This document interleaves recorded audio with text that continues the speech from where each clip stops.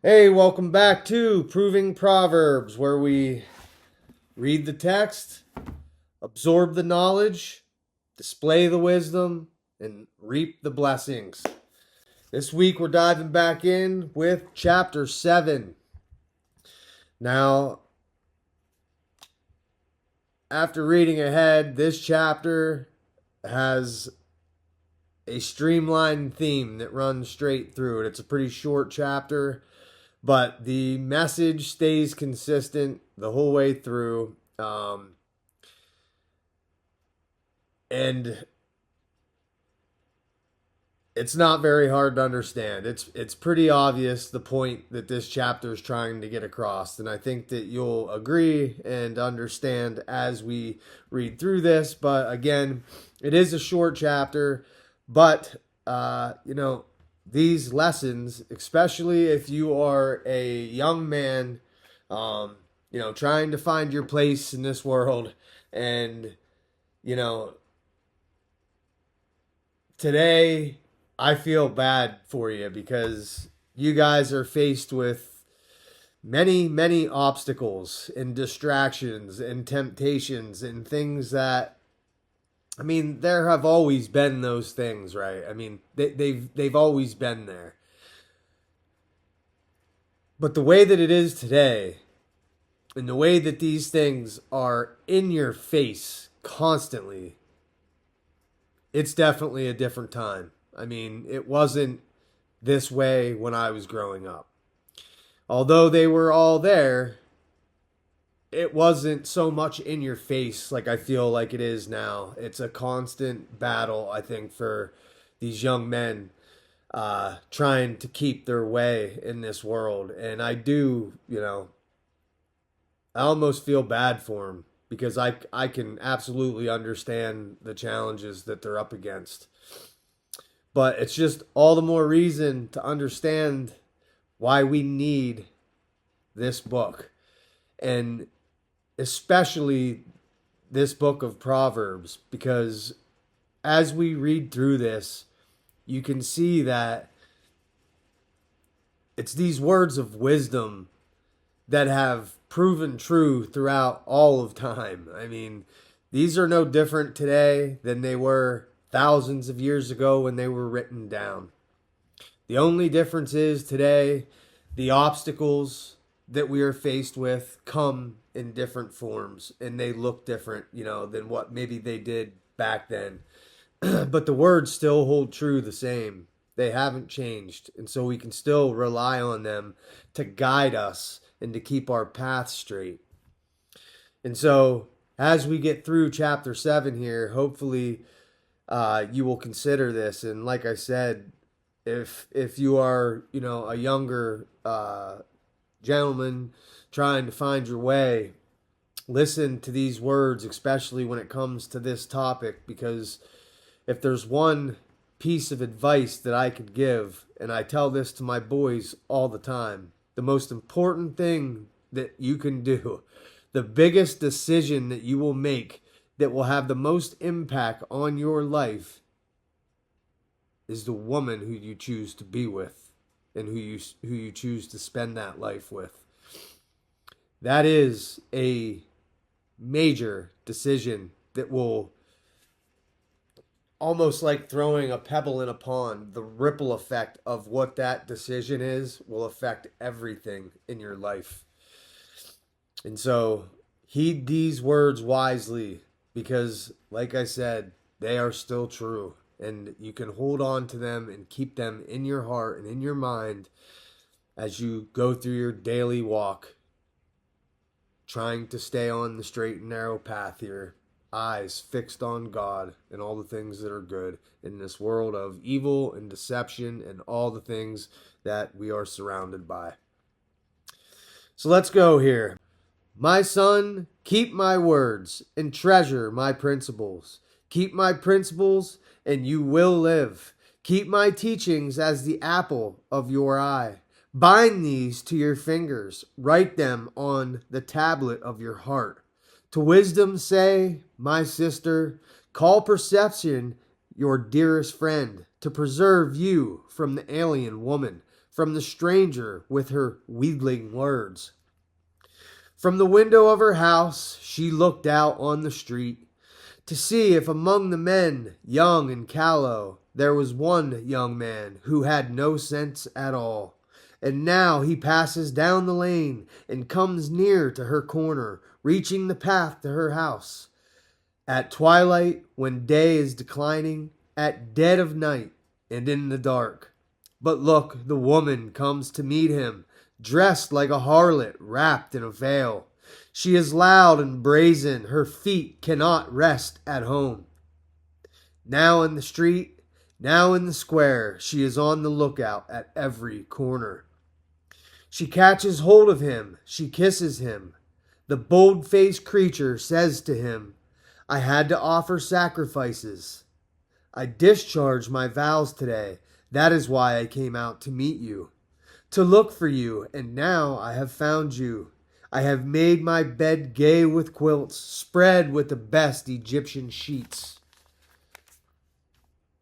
I have sprinkled my bed with myrrh, with aloes, and with cinnamon. Come, let us drink deep of love until the morning, and abandon ourselves to delight. For my husband is not home. He has gone on a very long journey, taking his money bags with him. He will not be back until the moon is full. With her persistent coaxing, she entices him, draws him on with her seductive patter. Bemused, he follows her, like an ox being led to the slaughter, like a stag caught in a noose, till he is pierced to the liver by an arrow, like a bird darting into the snare, not knowing its life is at stake.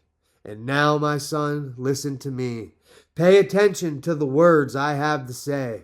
Do not let your heart stray into her ways or wander into her paths. She has done so many to death, and the strongest have all been her victims. Her house is the way of Sheol, the descent to the courts of death. And so there you have it. The ways of a wicked woman. And unfortunately today, look around. I mean, in this world of OnlyFans and, all the different pornographic sites out there, like I said, I feel sorry for the young men growing up today, because if they don't have a strong conviction to stay away from this type of stuff, they're going to very easily get caught up in that snare like it's described here. The other morning I took my boys down to the end of the lane here to the bus stop. And after I dropped them off, I came back home and I was sitting in my car just, having a few minutes of quiet before I came back in. And I was scrolling on my phone on YouTube to try and find a video to listen to while I did some work that morning. And one of the suggested things that popped up was titled, Find Your AI Girlfriend. And it was literally a half-naked, beautiful woman that was clearly not real, but very closely resembled something real. I mean, if you were a teenage boy or, a young man that just doesn't really understand these things yet, it wouldn't even matter to you. I mean, it was definitely an enticing advertisement. And what it was saying to the observer is, click on this and you can create the woman of your dreams using this AI app, whatever it was. And I immediately thought to myself, how disgusting is this? And I started to worry for my own boys, because I have two boys, one that's going to be 12 this year and the other one that's, just turned 14.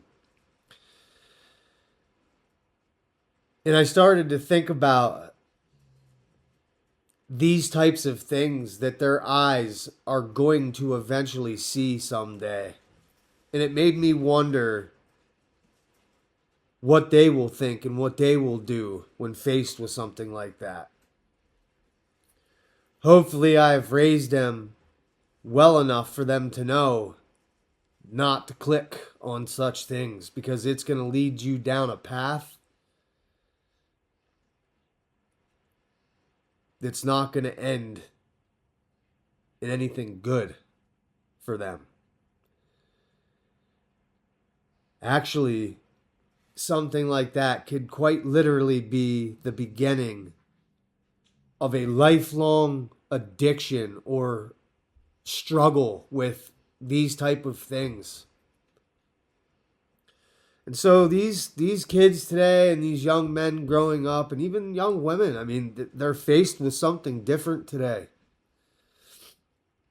And so if there was ever a time where this is needed, it is this time we are in right now.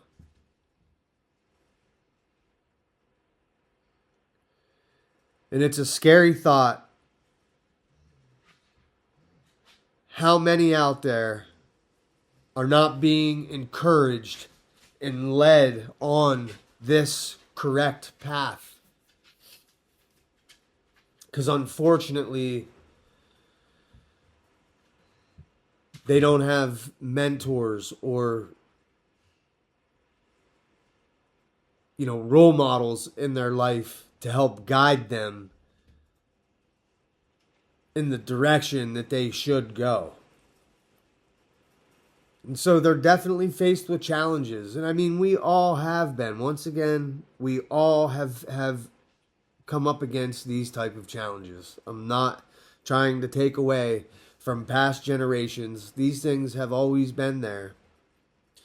But it definitely looks a lot different today for these kids and for these young men growing up in this world. And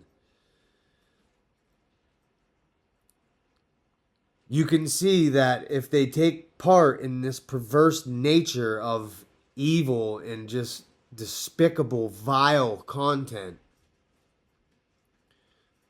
where the direction of this world has already headed, I can't even imagine what it looks like out ahead of that. So, in closing, this week, if you have children or you're around young men, try to lead them into these words of wisdom so that they can understand these things and so that they can have this knowledge with them in their minds and in their hearts as they go on about their day and through their life. They can refer to these things in their mind and remember these words, to hold on to them and to try and live by them as they're faced with all these temptations and with all these things that are out in front of them.